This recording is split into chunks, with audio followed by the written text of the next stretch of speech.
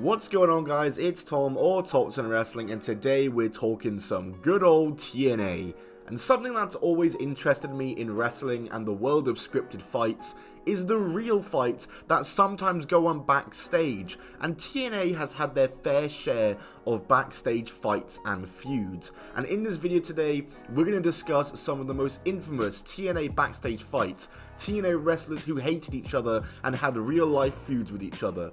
Before we do get into it though, make sure you subscribe because only a small percentage of you watching these videos are actually subscribed. So if you do enjoy the video, go ahead and subscribe, it's free and you can always unsubscribe. But how about we get right into the video? Hey, this is your Olympic hero Kurt Angle, and you are watching Top 10 Wrestling.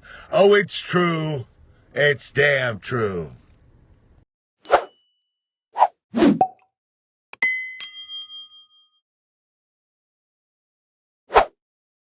First off, let's talk about love. The first backstage rivalry to talk about is Kurt Angle and Jeff Jarrett, probably the most famous TNA rivalry. Jeff Jarrett, we all know well as the founder of TNA Wrestling. He founded the company in 2002 and it would be nowhere without him. Kurt Angle, we know, is one of TNA's biggest stars of all time. He joined in 2006, within a year was holding every single men's title in the company. Without him, TNA wouldn't be where they are. But one thing we remember from Kurt Angle's first year in TNA was that he was accompanied by his wife Karen Angle as part of the Angle Alliance. However, Karen would stop appearing with Kurt Angle on screen, and in 2008 it was confirmed that the two had divorced, but the two had actually separated the year prior in 2007. So I guess that's the end of that. Karen is now divorced from Kurt, so there's no real reason for her to appear on TNA again. Or is there?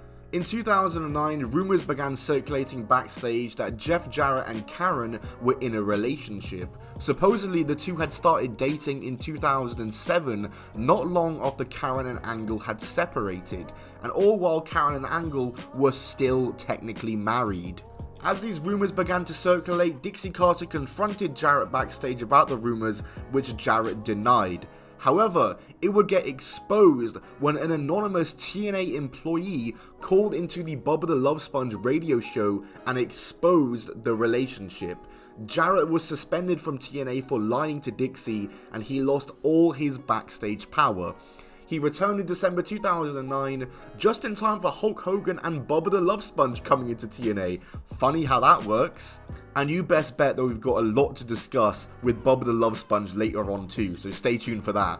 And in typical TNA fashion, it was only a matter of time before it was turned into storyline. In 2011, the two feuded in a multi-month storyline that involved Karen and Kurt Angle's kids.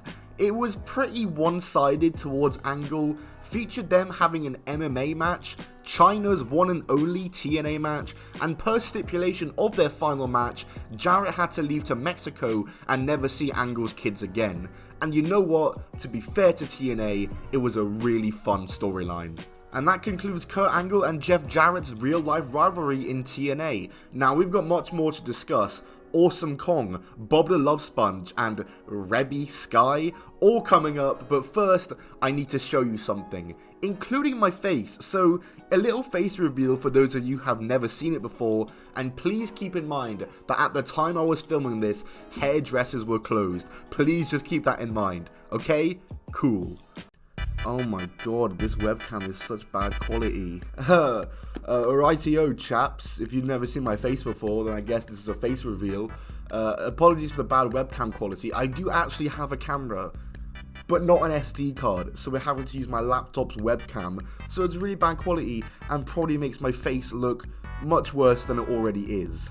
People at WrestleCrate sent me this over, and they wanted me to open it on video, so I'm going to open it and just give my reaction to it, and all that funky jazz. So let's crack this WrestleCrate open. If you don't know what WrestleCrate is, it's a monthly subscription service. They deliver this to your door, and it's just full of loads of like wrestling gifts and t-shirts and autographs, figures, from what I'm aware. So we're gonna crack this baby open.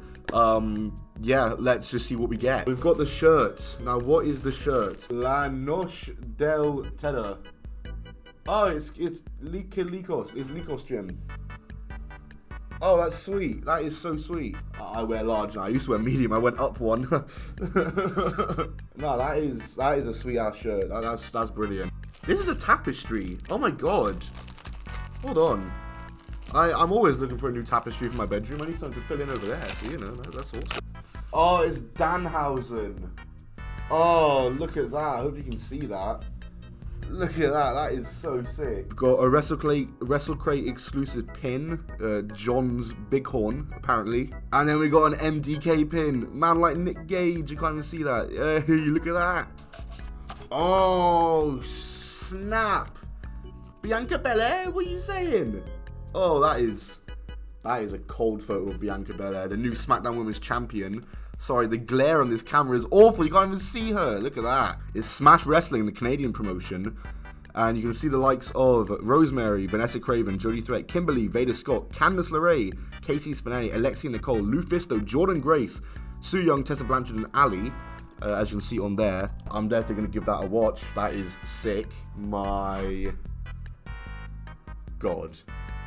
Kurt Angle 8x10. That is such a good 8x10. That photo is amazing. So yeah, if you want to buy some of the cool items like I did and get your WrestleCrate, I'll put a link in the description. Thank you to WrestleCrate for sending me this. And let's get back to the video. Let's talk about Bubba the Love Sponge and the fight that he got into with Awesome Kong. On the 16th of January 2010, Bubba the Love Sponge on his radio show discussed the earthquakes that had taken place in Haiti. He said that he's sick of hearing about the earthquakes and talks about all the deaths caused by it as a cleansing, spoken like the true piece of shit that he is. Bubba would apologize for these remarks but would be removed temporarily from the air in TNA regardless. However, on his show 3 days later, he would reveal that he had been blindsided and attacked backstage by none other than Awesome Kong at a TNA taping the previous day. Kong had been a driving force in the wrestling community, providing relief and raising funds for Haiti, and after Bubba made his tasteless comments, Kong was obviously heated and attacked him. As a result, Kong was sent home from his tapings, and that same day requested her release from TNA, but was denied. Kong and Bubba the Love Sponge would get into a heated argument live on the Cowhead show, which would ultimately cause Bubba to be fired from TNA in late April, whereas Kong was released in late March, supposedly due to budget cuts. So yes, probably the most random fight to have ever taken place in TNA, Kong versus Bubba the Love Sponge, who probably shouldn't have been in TNA in the first place. So at least at least when he was in TNA, he got his ass beat by Awesome Kong. At least we got to have that in his TNA run. Big ups to you for that, Awesome Kong. But oh, we're not done talking about Awesome Kong, because after Kong's exit in 2010 as a result of her fight with Bubba, she would return to TNA in 2015 in an awesome moment when she confronted Jessica Havoc, and within a year would join the Dollhouse stable with Jade, Marty Bell, and Rebel. However, this second TNA run would not last long, because once again, Awesome Kong would find herself getting in a real-life backstage confrontation. And who is it that Kong had issues with? Rebby Sky, who you might know as the wife of Matt Hardy. Now, there are two versions to the story, but we will get there when we get there. Supposedly, the beef between them stemmed back to 2013 from the infamous Hobag segment in Awesome Kong's even more infamous You Shoot interview, in which he called Rebby a hoe after Rebby spoke out on Twitter over Sid Vicious no-showing an indie event. Now, the incident itself, this took place during the Impact taping in the UK, represent, in 2016. According to PW Insider, Kong was upset that Rebby was dressing in the Knockouts dressing room, having previously dressed separately from all the Knockouts. This prompted Kong to throw Sky's belongings out the dressing room, then Sky would leave, likely to speak to a TNA official, and when she returned, Kong was reportedly heated at her for Rebby not apologizing. And now this is where the two different versions come to play. One version says that Kong unsuccessfully made a run at Sky, but the other version says that Kong grabbed Sky by the neck and assaulted her, leading to TNA officials having to break it up. But the true icing on the cake for this incident, and what makes this whole thing even worse, is that Sky and Matt Hardy's son was nearby during the incident. Oof. Kong was sent home and was released on February 5th, 2016 from TNA Wrestling. Those were all the incidents to discuss. Some other stuff I could have talked about could have been, Kevin Nash slapping Samoa Joe after Samoa Joe ripped into Scott Hall for no-showing an event. But that will do it for this video. Like and subscribe if you did enjoy. Leave a comment about what your favorite or the funniest TNA backstage fight to you is.